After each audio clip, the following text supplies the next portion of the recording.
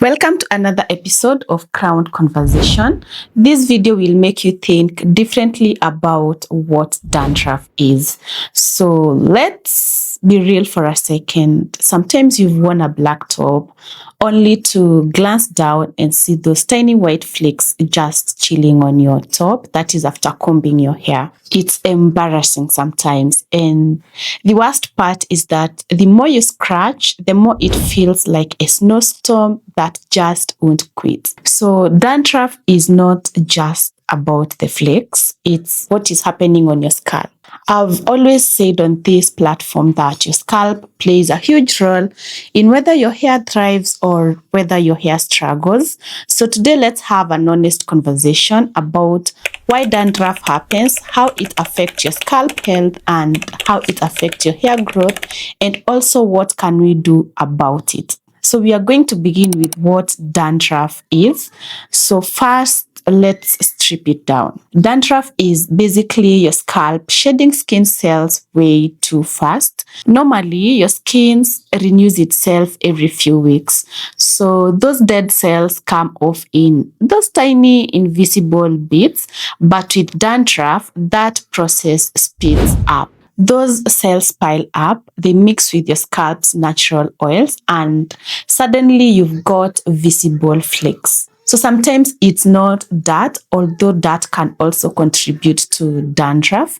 You're not neglecting your hair. It's simply your scalp saying, hey, something is off balance here. And I know sometimes it feels like you're doing everything right. You know, washing your hair, moisturizing, but the flakes keep coming back. That's because dandruff has different triggers, and those triggers are the ones that I want us to discuss today. So let's talk about why this happens, because understanding the cause is half the battle. First cause is dry scalp. Think about maybe cold weather, hot showers, or even using shampoos that strip your scalp of its natural oils. When your scalp is not moisturized, that dryness causes itching, which leads to flakes. Another trigger is excess oil production. Now, on the flip side, if your scalp produces too much sebum, it creates the perfect environment for a yeast-like fungus to thrive. And when this fungus overgrows, your scalp reacts with irritation and flakes, and that is what causes the dandruff. Another cause of dandruff is hair products. I don't know whether you've ever bought that new shampoo or that new gel only to realize that your scalp is suddenly itchy. So some products contain some harsh ingredient that cause buildup, that cause dryness, or even allergies. I remember this one gel my salonist was using one time when braiding my hair, and my scalp would feel really itchy. And with frequent use of that gel when braiding, that is when I realized that it is this gel that was causing my scalp to feel so itchy, because when I stopped using the gel when braiding my hair, my scalp stopped itching.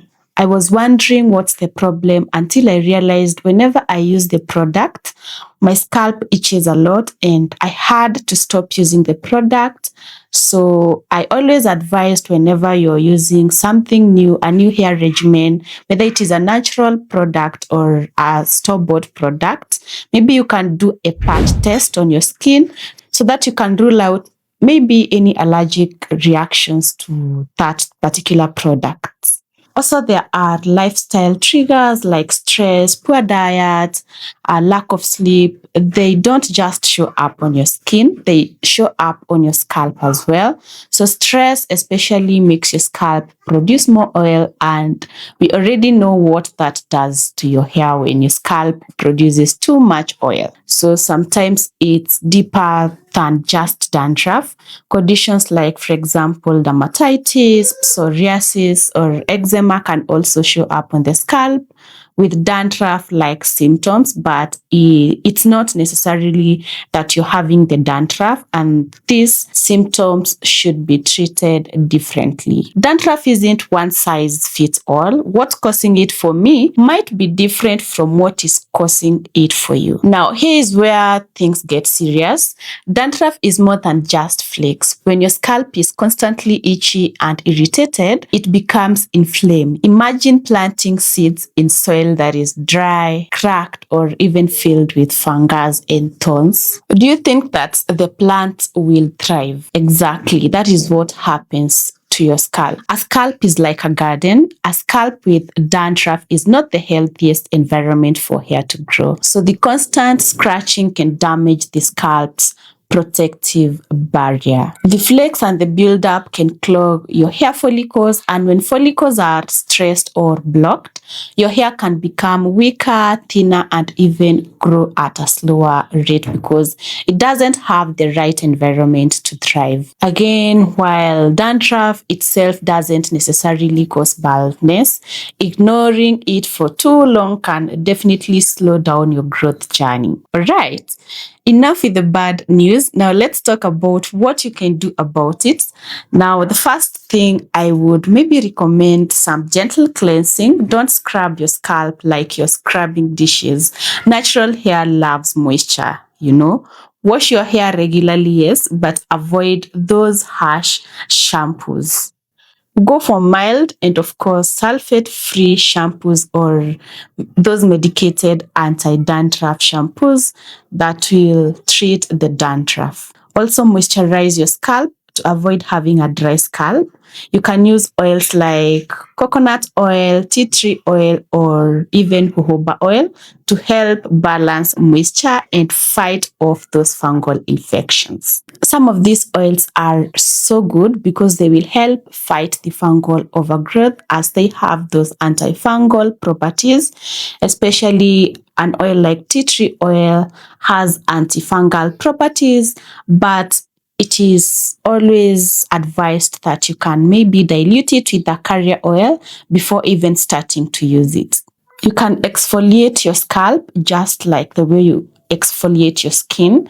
Your scalp needs exfoliation as well. So a gentle scalp scrub or even a DIY mix, for example, of sugar and some olive oil, and then you scrub that on your scalp, can remove buildup and the flakes, and your scalp feels like it can, breathe again because it is well aerated. You open the pores when you exfoliate your scalp, and your scalp feels like it can breathe again. We also have some natural remedies. For example, if you use aloe vera gel, it soothes irritation and hydrates the scalp in case of a dry scalp. You can also use apple cider vinegar when you're cleansing your hair because it will restore your scalp's pH and reduce those fungal growth. You can also use neem water. Neem water has antifungal and antibacterial properties, and it is perfect for calming dandruff. Also, do some lifestyle check, reduce stress, eat a balanced diet, stay hydrated. Your scalp is part of your skin, and what you feed your body shows up there too. It shows up on the scalp, it shows up on your face and your skin as well. Also, be consistent. Don't expect one wash to solve it all. The key is consistency. With the right care, you can manage dandruff and keep your scalp healthy. So the truth is, if you have dandruff, it isn't necessarily a sign of poor hygiene or failure. You need to identify the root cause of your dandruff so that you can handle it accordingly. It is simply your scalp waving just a little white flag, asking for care because the flakes, the itch, they are just symptoms of imbalance on your scalp. And remember, as always, I tell you that healthy hair starts with a healthy scalp. Once your scalp is nourished, soothed, and balanced, your hair finally has the environment that it needs to grow stronger, longer, and fuller. So next time you see those flakes, don't panic. See it as an opportunity to reset, care for yourself, and give your scalp the love that it deserves. I hope you enjoyed our crown conversation for today. I hope this conversation gave you some clarity. Let me know down in the comment section whether you've ever struggled with dandruff and what remedies worked for you. I would love to hear your story because you never know, your experience might help someone else to solve this dandruff issue. And of course, if you found this helpful, hit that like button, share it with someone who's struggling with flakes, and don't forget to subscribe for more real talk about natural hair and scalp health. Remember to watch other episodes of Crowned Conversation. See you on my next one. Bye.